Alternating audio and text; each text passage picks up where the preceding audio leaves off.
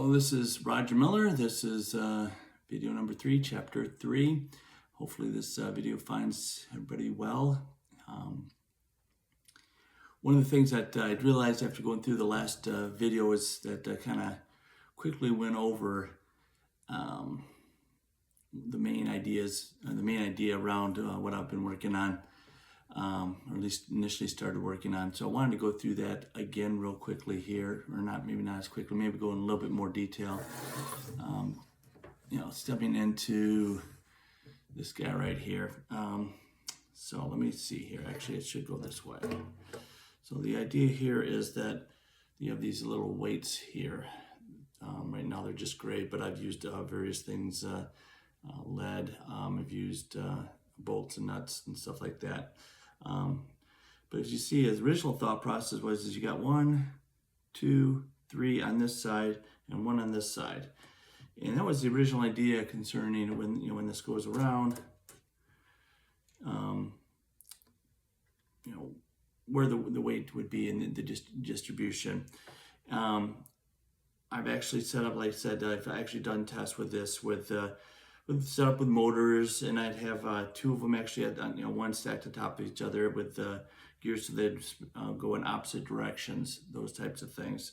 One of the things that as I was going through this, I did want to mention that there's a NASA experiment called Gravity Probe B, and one of those, and I found out about it, and I wanted to do some research on it and looked it up, and I believe the original intention of it was to basically to confirm frame dragging and from Einstein's relativity.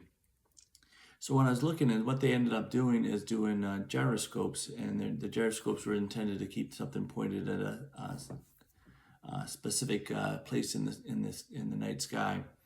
And then as there's movement, they would know that this frame dragging was happening as these probes would orbit the Earth.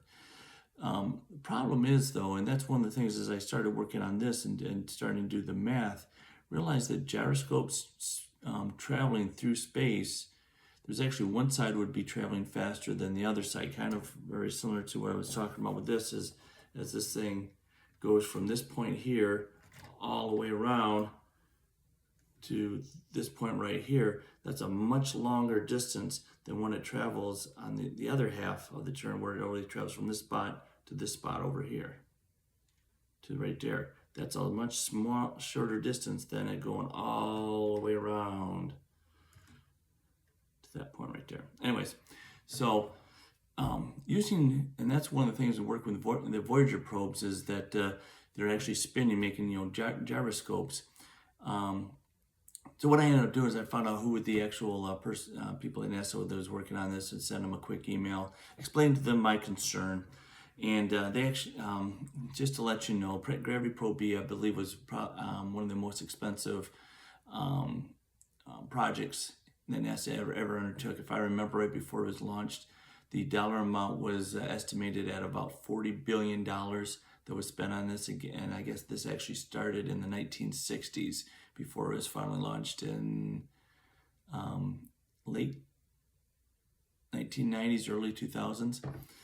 Anyways, so I sent them a thing and said, hey, I believe that the gyroscopes, the way you have them oriented, and the fact that they're going around the Earth, but the Earth is actually also going around the Sun, and the Sun's actually going around the center of the Milky Way galaxy, and the Milky Way galaxy is actually in motion. That I believe with all these different motions that it will create noise, and that will impact their experiment.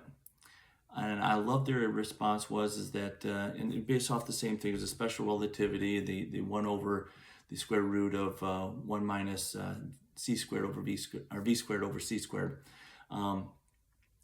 I sent them just a quick email with explaining that and to pointing to special relativity and why that would happen. And the response back was that they weren't concerned about this because they were, what I was talking about was theoretical physics, and they were actually experimental physicists. I laugh because it's like if an experimentalist is not creating a experiment based off the theory, then what are they doing? But anyways, for those that don't know, Gravity Probe B went up multiple months, circled the Earth, did the, and then came back to Earth. And when they went to measure it, lo and behold, all sorts of noise that made the experiment inconclusive. So what they ended up saying that they did is they actually sent it off to get the data analyzed and get the noise removed. I'd be very interested if the noise removed would have actually proved that this thing works.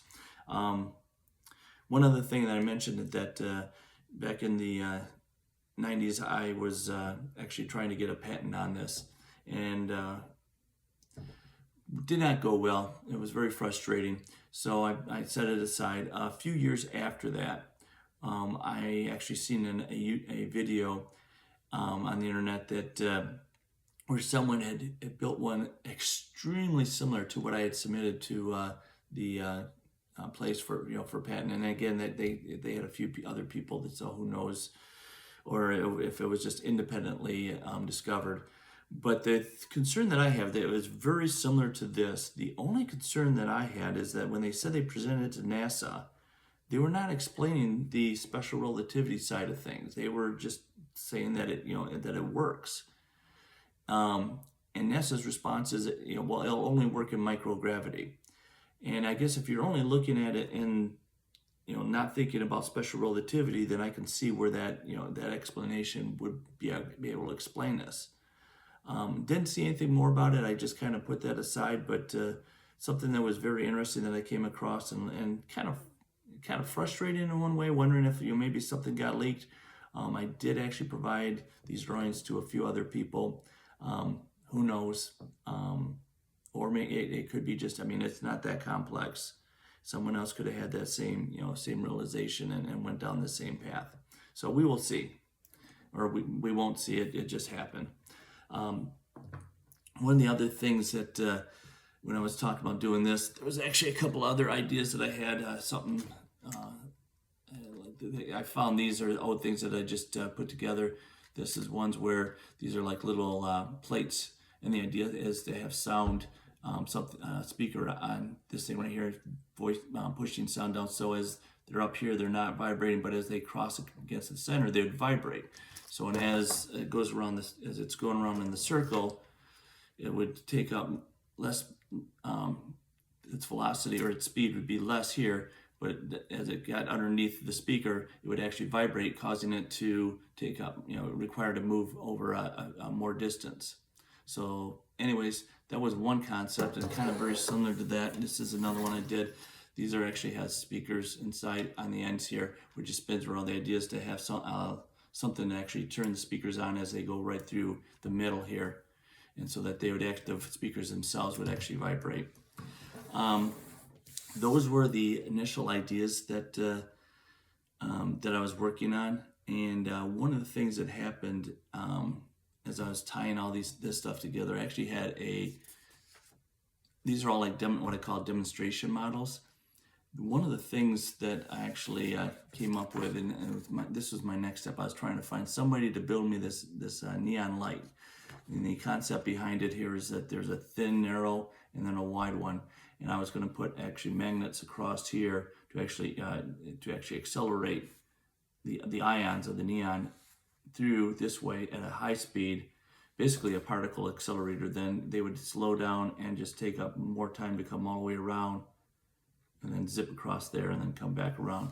So this is something that I think actually the final stage of this, of actually building something that can work. This is what I'm looking to do next. I got to find somebody. I've reached out to actually multiple neon sign places and have not been able to find the two different size tubing is the issue that they're telling me, that having different size tubing is a problem for them to create. So I may have to learn how to do this myself. But anyways, one other thing too is back in 2013, I actually put together a little pamphlet here. There's multiple versions of this where I kind of went through the details, and maybe one of the presentations that I do later on is that things are wrapping up. I'll maybe go through each one of these pages, and a lot of that information is stuff that I've talked about here. But anyways, that is it for special relativity. One of the other things that I'm going to cover in is that's actually not the most promising area that I'm working. That neon is something that I think would work, but there's something that I came across from general relativity that I will cover in the next video that I think is infinitely more promising than what I'm doing here, and then that's actually where I will show you the demonstration model that I created in the next video, and be real interested to start moving forward with thoughts on how to actually make that something that we can actually physically test and get a reaction. But those again sound on based off of Einstein's relativity. Based off of Einstein's relativity. I guess we'll see where this leads. Thank you so much for watching, and I'll start working on the next video. Thanks. Bye now.